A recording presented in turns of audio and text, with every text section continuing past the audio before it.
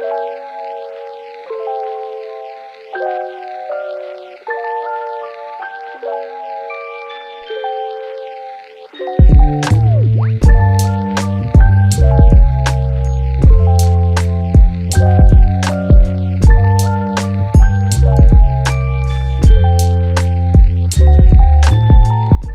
matin, on va essayer de faire une petite image du soleil en utilisant un matériel un peu particulier.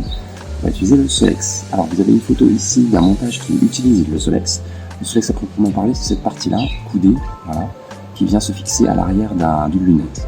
Voilà, elle était fixée à l'arrière d'un chercheur, mais une lunette classique, comme moi ici, hein, c'est très très bien aussi. Je suis là sur le site internet justement qui présente le Solex. C'est www.astrosurf.com/Solex. Donc si vous êtes intéressé, n'hésitez pas à lui faire un petit tour. Donc c'est un instrument qui a été conçu par Christian Buil et qui fonctionne un petit peu de manière particulière, pas comme un instrument classique. Vous avez ici des exemples de photos qui ont été faites avec le Solex. Voilà, donc vous avez ici la photo de l'instrument. Donc il a une forme un peu particulière. Ça c'est dû au fait que ici, au niveau du coude, vous avez un réseau de diffraction. Alors c'est un petit objet qui va décomposer la lumière du soleil. La lumière du soleil, c'est une lumière blanche qui est donc composée de toutes les couleurs, allant du rouge jusqu'au violet. Okay. Et donc le réseau va décomposer cette lumière blanche en toutes ces longueurs d'onde là. Elle va finalement disperser, étaler toutes les couleurs du spectre visible. Donc lorsque la lumière du soleil va rentrer ici, elle va passer d'abord par une petite fente, et cette fente-là ne va laisser passer que vraiment une toute petite partie de la lumière du soleil. D'accord ? Et ensuite, la lumière va venir frapper le réseau de diffraction, qui va donc décomposer cette lumière en toutes ces couleurs, et toutes ces couleurs vont ensuite être captées par le capteur de la caméra. Voilà. La roue qui est ici, elle va permettre d'orienter le réseau, un peu comme un miroir que vous pourriez orienter comme ça, la lumière est bien là, vous allez finalement diriger la lumière dans différentes directions. Donc, en tournant la roue ici, vous allez pouvoir sélectionner la partie du spectre que vous voulez observer. Donc, finalement, la couleur que vous voulez obtenir. Voilà. Donc, vous pouvez ensuite obtenir ce genre d'image du soleil. Alors, pourquoi est-ce qu'on va utiliser ce principe-là ? Pourquoi est-ce qu'on va décomposer la lumière pour ensuite faire une image du soleil dans cette couleur-là précisément? Eh bien, c'est tout simplement parce que vous avez des structures dans le soleil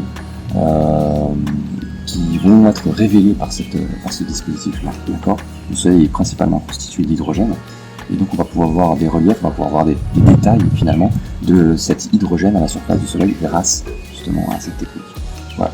Donc sur ce site internet, vous pouvez retrouver plein d'informations, donc l'objet en lui-même, des exemples d'images qu'il peut réaliser.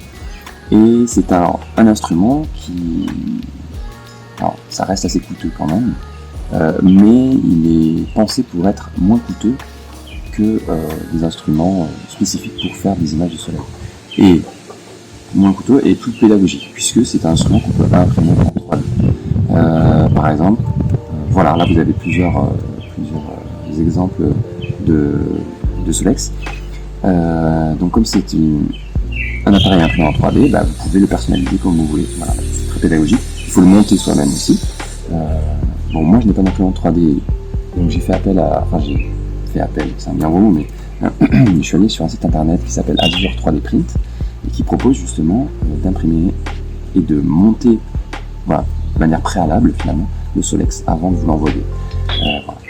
Alors, il n'y a pas bien entendu que l'impression 3D qui est nécessaire pour fabriquer le Solex, il faut aussi tout l'aspect optique. Donc vous avez des lentilles à l'intérieur, vous avez le réseau bien sûr qui va décomposer la lumière, et vous avez la fente par laquelle la lumière va rentrer.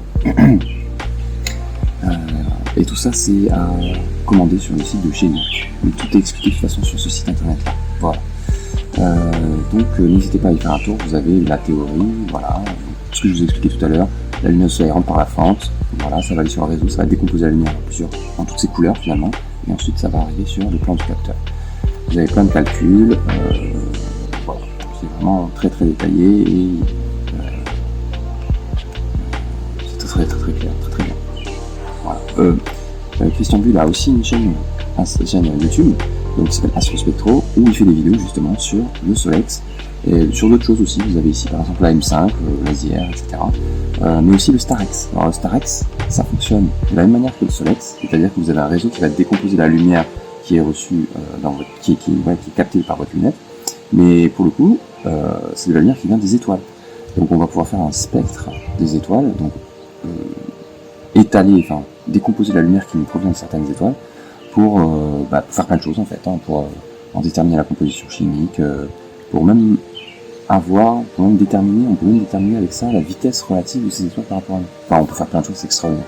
Donc vous avez donc le Starex qui permet de faire ça. Et pareil, vous avez des vidéos qui concernent ce Starex. Voilà, c'est très intéressant. Alors, donc nous, donc le matériel est déjà prêt, j'ai déjà tout réglé. Ce que vous voyez à l'écran, c'est ce que voit ma caméra. Donc j'ai une caméra qui est fixée donc, sur le Solex, et le Solex qui est fixé à ma lunette. La lunette est elle-même fixée à la monture du télescope. Donc la monture, son but, ça va être de suivre le Soleil pour toujours récupérer la lumière qui nous en parle. Vous voyez une image à l'écran du Soleil. Alors, c'est un peu bizarre. Hein. En réalité, ce que vous voyez à l'écran, c'est la lumière du Soleil qui a déjà été décomposée. Et là, la partie qu'on voit, c'est la partie rouge de la lumière, c'est la couleur rouge. Alors, c'est en noir et blanc, puisque ma caméra est une caméra noir et blanc. C'est une caméra monochrome. D'accord ? Donc, on va faire des images du Soleil en noir et blanc. Vous pouvez aussi observer des choses un peu bizarres. Vous pouvez observer des parties, des bandes qui sont noires. Alors, ces bandes noires, c'est de la couleur qui a disparu finalement. D'accord ? Normalement, si rien ne se met sur le chemin entre le Soleil et nous, la lumière, ce qu'on devrait voir, c'est une bande complètement éclairée, complètement uniforme. Le problème, dans notre cas, non, c'est pas vraiment un problème, c'est plutôt un avantage finalement, c'est que entre le Soleil et nous, vous allez avoir certains éléments chimiques donc, qui constituent à la fois l'atmosphère du Soleil, mais aussi l'atmosphère de la Terre. Et ces éléments chimiques, ils vont absorber une partie de la lumière. Okay ? Et donc, en arrivant sur Terre, cette lumière-là va manquer de certaines longueurs d'onde, précises. Donc, ce sont les raies noires ici. Voilà, c'est de la lumière qui manque finalement, la couleur qui manque. Et nous, on va plus particulièrement se concentrer sur cette grande bande, cette bande épaisse noire. C'est cette bande-là qu'on appelle la bande d'absorption de l'hydrogène, H-alpha.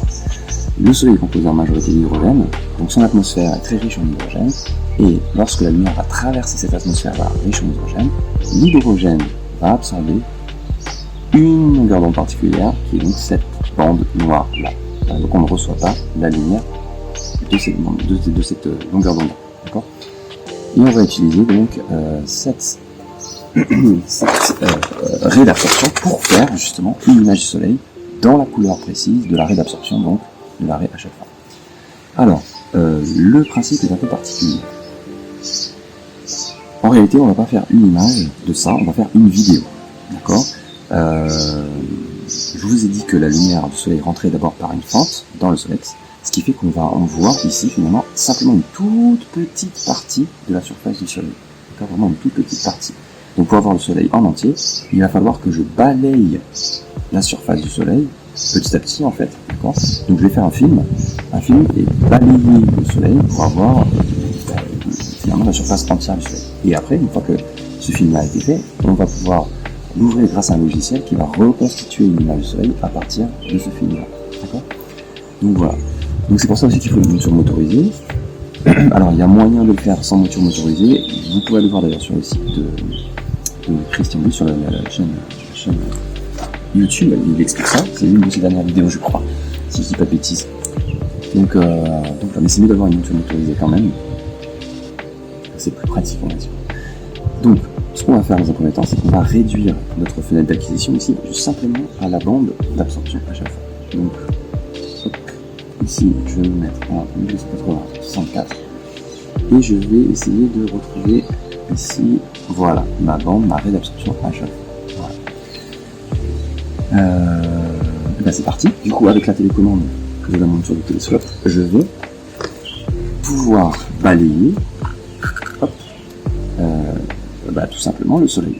Donc voilà, vous voyez, là il y a des choses qui sont apparues à l'écran. Donc là je suis en train de bouger devant le soleil, et là vous voyez ces structures, ces bandes verticales ici, là.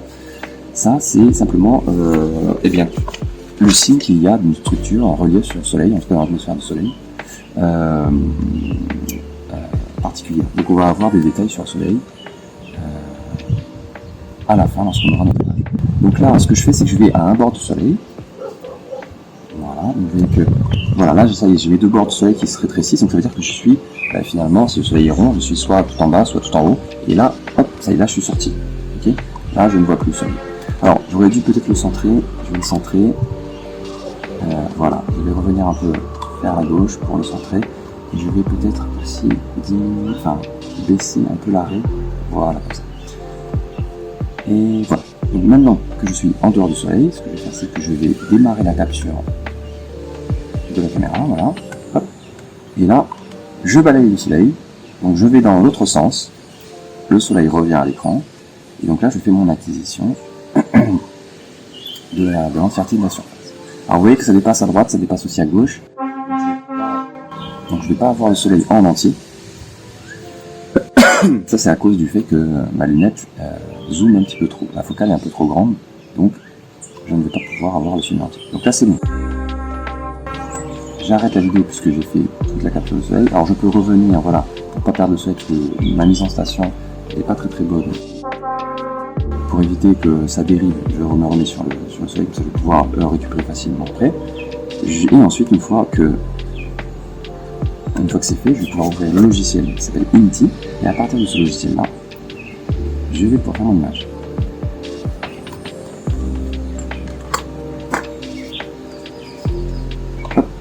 Bonjour, c'est le dernier fichier, et là, j'appuie sur OK. Donc il travaille, et là, normalement, ce qui se passe bien, voilà, il me sort une image du soleil. Donc ça, c'est le soleil dans la longueur d'onde H alpha. Donc on voit qu'il y a certaines structures, ici par exemple, voilà. Et tout ça, c'est, je suppose, des gaz qui sont dans l'atmosphère et qui bougent, c'est des protubérances, par exemple, qu'on voit de face. Si je dis pas de bêtises, là, je pense que c'est plutôt une tache solaire. À mon avis, je suis pas un spécialiste du soleil, hein, mais voilà, c'est très intéressant. Alors ça, c'est le fichier, cette image-là, elle a été donc traitée déjà, mais on peut avoir des images brutes, par exemple. Voilà, ça c'est l'image brute que je viens de faire du soleil. Alors un peu bizarre, elle est un peu aplatie, comme ça, en forme de ballon de rugby. Ça c'est dû à mes réglages en fait. Comme je balaye le soleil à une certaine vitesse, ma caméra, elle enregistre finalement des photos les unes après les autres pour faire un film. Okay, comme ici j'ai un ballon de rugby, finalement, ça veut dire que mon balayage n'est pas assez rapide par rapport au nombre d'images que je prends par seconde. En fait, ma fréquence d'acquisition est trop élevée par rapport à ma vitesse de balayage. Alors c'est pas un problème, puisque j'obtiens plus de données que ce que je devrais en avoir besoin, mais le logiciel est capable du coup d'utiliser ces données. Alors je sais pas exactement comment il fonctionne ce logiciel-là, mais il est capable, avec trop de données finalement, de refaire une image du soleil ronde, comme on a ici. D'accord, voilà. Alors ça pourrait poser un problème si mon ballon de rugby n'était pas horizontal mais plutôt vertical, parce que là c'est le contraire. Ah, mais ça disparaît. C'est le contraire. C'est-à-dire que cette fois-ci, ma vitesse, la fréquence d'acquisition des images est trop faible par rapport à la vitesse de balayage. Voilà. Si mon ballon de rugby avait été dans l'autre sens, ça voudrait dire que, comme je l'ai dit, la fréquence d'acquisition des images est trop... Alors, pardon, excusez-moi. Ça veut dire que la caméra ne prend pas assez d'images par seconde par rapport à la vitesse de balayage. Et donc pour refaire une photo ronde, le logiciel va être obligé d'extrapoler, donc de créer des données qui n'existent pas réellement, pour donc refaire une image ronde. Donc là c'est un peu problématique puisque notre image n'est pas particulièrement, ne reflète pas exactement la réalité de ce qu'on a à l'écran, de ce qu'on pourrait observer au niveau du soleil. Voilà, alors il y a un autre réglage à faire, alors je crois que je suis pas tout à fait bon ici, je sais pas si on voit bien, j'ai du mal un peu à le voir moi, mais le ballon ovale de rugby, des fois, si votre réglage n'est pas optimal, il peut être penché un petit peu, dans ce sens-là ou dans ce sens-là. Ça c'est dû au fait que la fente par laquelle passe la lumière n'est pas perpendiculaire à la vitesse de balayage. Par exemple, si ma fente est dans cette direction-là, et que je balaye le soleil dans cette direction-là, donc si la direction de la fente est bien perpendiculaire à la direction de balayage, je vais avoir donc mon ballon de rugby qui va être vraiment bien horizontal. Par contre, si la fente elle est un peu penchée par rapport à la vitesse, par rapport à la direction de balayage, donc si ça fait comme ça, à ce moment-là, je vais avoir un ballon de rugby qui va être penché. Voilà. Encore une fois, tout est expliqué là-dedans. Si jamais vous vous posez des questions, voilà, l'onglet traitement, voilà, il vous indique tout. Donc voilà, là, on vous dit, si vous obtenez un ballon de rugby comme ça, c'est que voilà, ça signifie que la fréquence d'acquisition de l'image est trop grande par rapport à la vitesse de balayage. Voilà. Donc c'est absolument... Non, c'est fléau, c'est tout à fait acceptable, voilà, puisque... Ah, c'est le facteur 0, entre 0,75 et 1, c'est tout à fait acceptable, puisque voilà, on peut... le logiciel est capable de pouvoir refaire une photo ronde. Voilà. Voilà, le cas pas acceptable, c'est celui-là, le ballon mobile verticalement. Et là, vous avez un exemple de tilt. Donc ici, on a notre ballon mobile qui est un peu penché. Ouais. Tout ça pour dire quoi? Tout ça pour dire pas grand-chose. Enfin, juste allez voir le site internet. C'est ça qui est le plus intéressant. Si ça vous intéresse. Pardon. Je vais juste rouvrir quand même le fichier qu'on a fait en dernier, puisque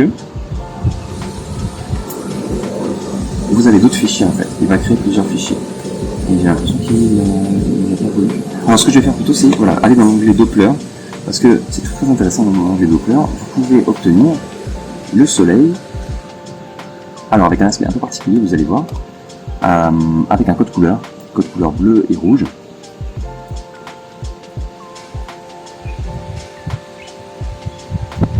Voilà. Je sais pas si on voit bien l'écran. Donc cette partie du soleil est plutôt bleue, cette partie là est plutôt rouge, orange, on va dire.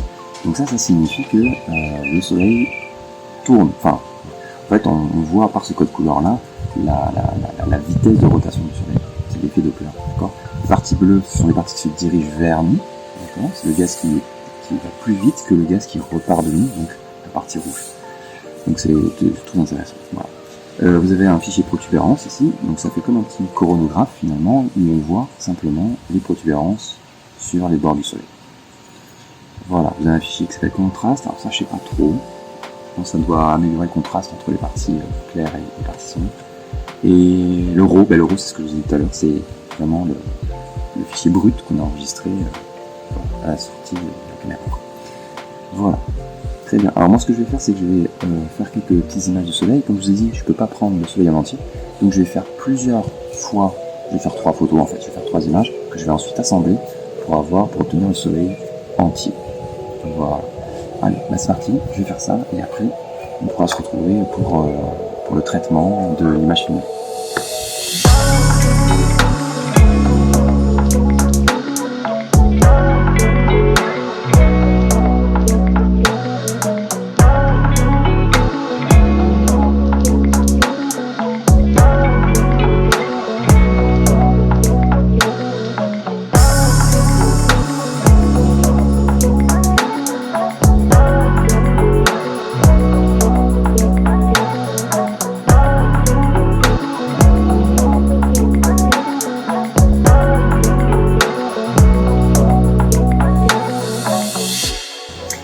Allez, c'est bon, j'ai fait mes 3 images. Je vais pouvoir maintenant les assembler et faire le traitement pour obtenir mon image finale. Allez, c'est parti.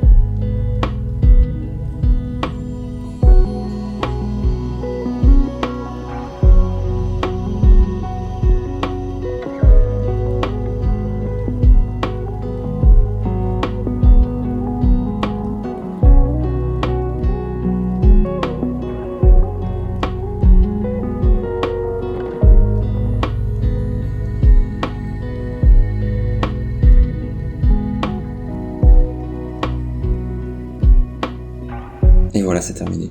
Donc à gauche, vous avez mon image, celle que j'ai réalisée ce matin. En fait, vous avez l'assemblage des 3 tuiles que j'ai faites. Et puis aussi un petit développement sous GIMP. Donc il y a simplement l'exposition qui a été corrigée, la netteté aussi qui a été renforcée. Et puis je l'ai tourné aussi l'image pour que ça représente correctement le soleil tel qu'on pourrait le voir. Et tel qu'on le voit d'ailleurs ici à droite. Alors à droite, c'est une image qui a été faite par un satellite, le SDO, pour Solar Dynamics Observatory, je crois. C'est un satellite qui fait des photos du soleil en temps réel, on va dire. Donc voilà. Donc j'ai fait en sorte d'orienter ma photo pour qu'elle matche un petit peu celle qu'on peut voir sur ce satellite-là. Voilà. Vous voyez d'ailleurs l'heure à laquelle a été prise la photo sur le satellite, 7h18 ce matin. Moi je l'ai prise un peu plus tard, à 9h30 à peu près, celle-là, à gauche. Donc vous voyez que c'est assez similaire, le soleil n'a pas tellement tourné, hein, finalement il tourne assez lentement. Donc on arrive à avoir les mêmes structures à gauche ou à droite. Voilà. J'ai fait également une photo en Doppler. Zut. Donc, comme je vous l'ai expliqué, le Doppler, vous avez 2 couleurs. Donc là, les couleurs plutôt bleues, ce sont les gaz qui se rapprochent de nous, et les couleurs plutôt orangées, ce sont les gaz qui vont s'éloigner. Voilà. Et aussi, dernière photo, c'était voilà, comme une sorte de coronographe. Donc vous avez les protubérances beaucoup plus visibles ici sur la circonférence. Voilà. Donc encore une fois, si jamais ça vous intéresse, n'hésitez pas à aller sur le site internet de Christian Buil ou sur sa chaîne YouTube où il explique plein de choses sur le Solix. Voilà. Et ben c'est tout pour moi.